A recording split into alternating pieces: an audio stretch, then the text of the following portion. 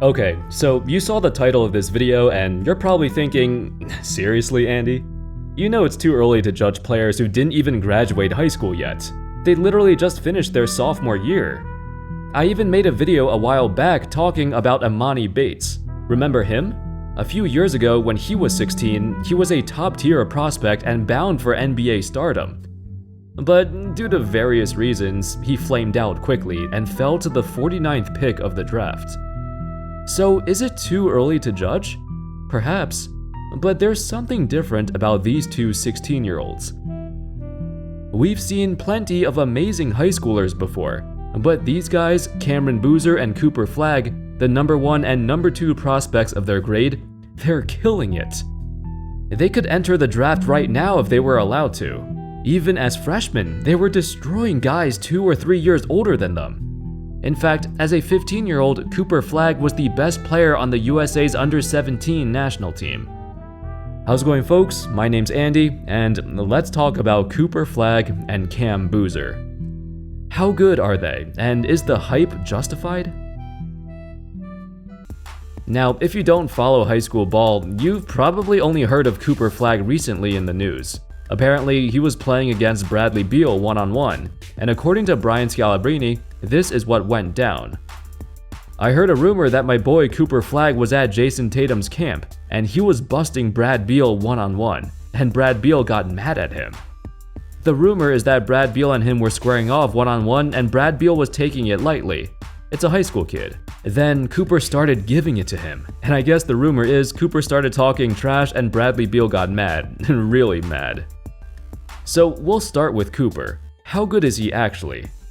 By far the biggest thing that separates him from everybody else is his ridiculous defense. It's not just his gaudy blocks numbers either, which, by the way, at Nike's Peach Jam, he averaged 25 points, 13 rebounds, 5.7 assists, and 6.9 blocks a game. If you haven't seen him before, you would think that's a typo, but it's not. At Peach Jam, many NBA scouts attended and paid very close attention to Cooper.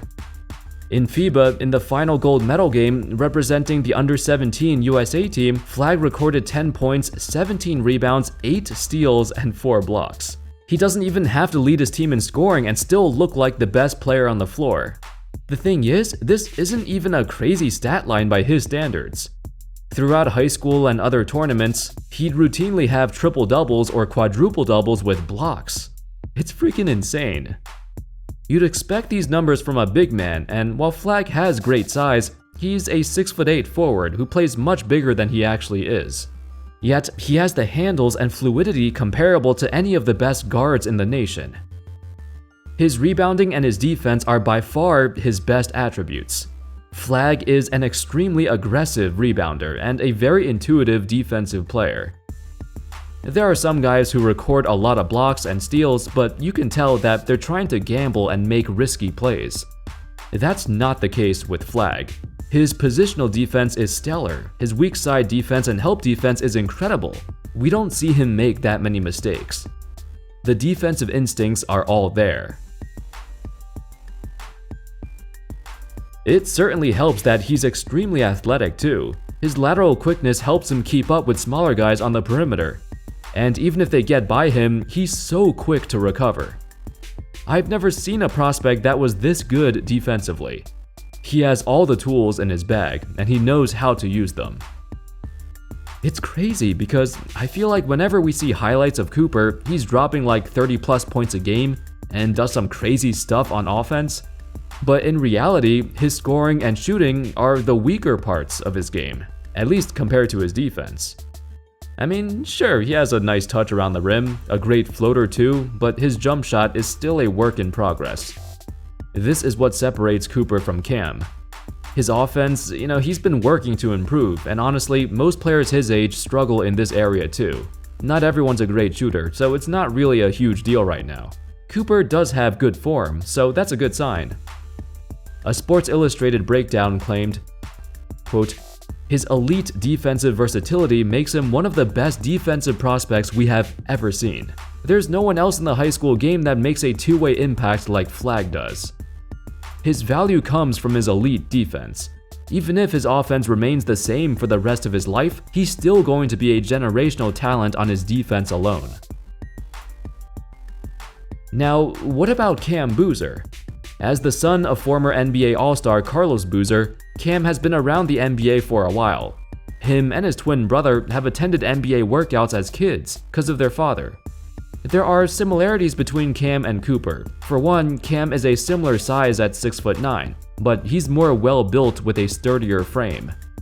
You take one look at him and you see he's already got an NBA-level body. At 6'9", 215, that's good size. Both Cam and Cooper have exceptional ball handling skills, and they can grab a rebound and push the break or go coast to coast to finish. However, unlike Cooper, whose offensive game is still a work in progress, Cam might be the most polished offensive player at the high school level that I've ever seen. His offensive arsenal is so refined, so smooth and beautiful to watch. It's not just his handles and pull-up game either. His footwork in the paint is incredible. He's got phenomenal hands and can finish at the basket with finesse or power. Oh, you can tell he's learned a lot from his dad. Carlos Boozer, back in his prime in Utah, he was a highly efficient scorer, and his ability to catch passes in traffic and score made him one of the most lethal pick-and-roll finishers in NBA history. Carlos's post-game footwork and touch around the rim was exceptional back in his day. When I watch Cam, that's the first thing that came to my mind. I'm like, wow, he definitely learned a lot from his dad. Normally, most 15, 16-year-olds are still developing this aspect of their games, but Cam is way ahead of the pack. Not only can he score from every area of the floor, but he has great court vision. A scouting report even stated, Cameron is always looking to advance the ball off a rebound and is the best outlet passer in the country off missed shots. It's hard to describe in words Cam's impact on offense. He has this feel for the game that nobody else on the high school level can replicate. It seems like he always knows the correct play to make or the correct pass in every situation. And when things aren't going his team's way, he can take over by scoring at will. In his sophomore year, he put up averages of 21 points a game, 11 rebounds, 4 assists. But what stands out is his insane efficiency.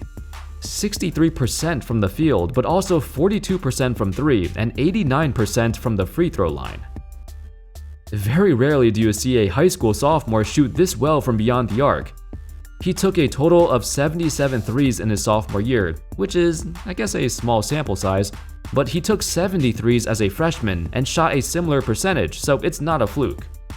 His superb free throw percentage is a great sign too. Free throw percentage is largely correlated with how good of a shooter you'll be in the NBA. Defensively, Boozer is no slouch either. Throughout multiple tournaments and scrimmages, he's been defending guys at various positions, from guards to bigger power forwards. Although he doesn't have as many flashy blocks or steals as Cooper, Cam is rarely ever out of position. He knows where to be and where to put his body, when to contest and when to play the passing lanes for the steal. While he's not projected to be a generational defender like Cooper, this is still a very strong part of his game, and you can tell he's had great coaching from a very young age. You can't teach his intuition or his feel for the game. Most projections have Cam as the #1 ranked prospect, with Cooper at #2. Now, I've seen people go back and forth on this. While Cooper's highlights probably look a bit flashier, I think Cam is just the better, more rounded player right now, so he deserves the #1 spot. Remember a few years ago how everyone predicted that the future of the NBA are versatile 6'9" wing players who can do everything, and that these type of players will eventually take over the NBA? Well, it looks like we might finally be entering that era. These two are just so refined and talented. 10, 20 years ago, we could only dream of seeing bigger wing players with such a diverse repertoire of skills. But it's getting more and more common these days, and it will continue to be like this in the future. Both these guys, despite their age, they've already got multiple D1 schools reaching out and recruiting them. For Cam, the connection to Duke has always been there, with his father attending Duke, and still has a strong connection to the program. Cooper has been attracting the eyes of scouts everywhere he goes. It's quite clear that these two guys are a level above their competition, and it's gonna be an exciting time when they enter the draft. Apparently, there's been rumors that Cooper might reclassify and graduate a year earlier, so there's a chance they might not be in the same draft class, but we'll see. Thank you all so much for watching, and what are your thoughts? Do you see both these guys holding on to their draft rankings? Or do you see them falling in the next few years, like Amani Bates? Let me know in the comments. Thank you all so much for watching. I hope you all enjoyed the video, and of course, as always, I'll see you next time. Peace.